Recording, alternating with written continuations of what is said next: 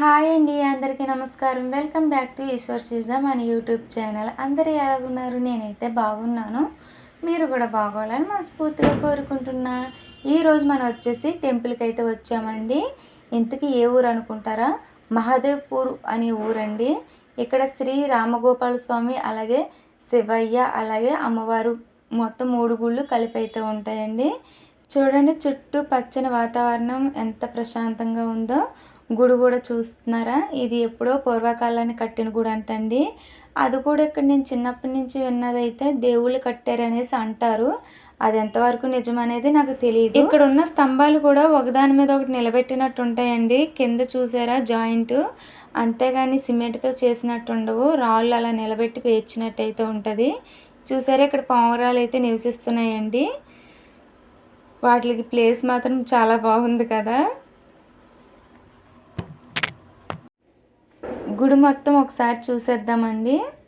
ఇప్పుడు మీరు చూస్తున్న గుడి శ్రీ రామగోపాల స్వామి వారు అయితే ఉంటారండి గుడిలోని.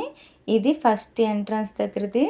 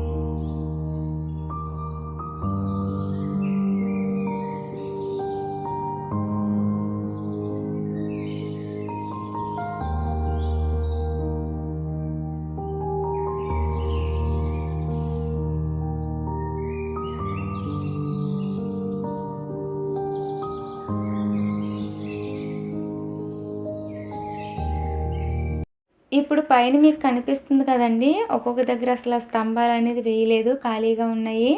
నా చిన్నప్పుడు అయితే విన్నానండి, దేవుడు నైట్ టైం కడితే తెల్లవారుజామున కోడి కోస్తుంది కదా, ఆ కోత విని అక్కడ దాకానే కట్టి వెళ్ళిపోయారు దేవుళ్ళు అనేసి అయితే అనేవారు. అది ఎంతవరకు నిజమో నాకు తెలీదు.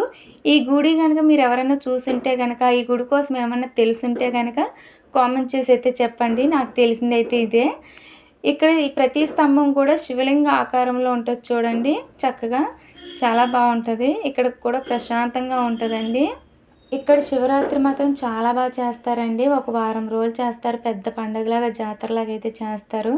చాలా బాగుంటుంది. నా చిన్నప్పుడు 2 సార్లు అయితే వచ్చానండి ఇక్కడికి.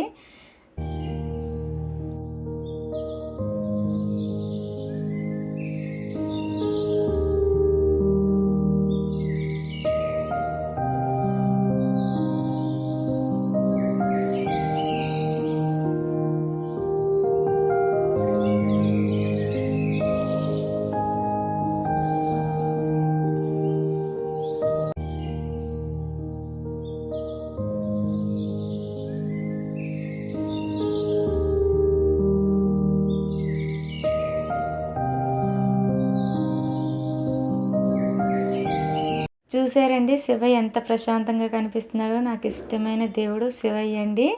4 సంవత్సరాల తర్వాత అయితే నేను వచ్చానండి.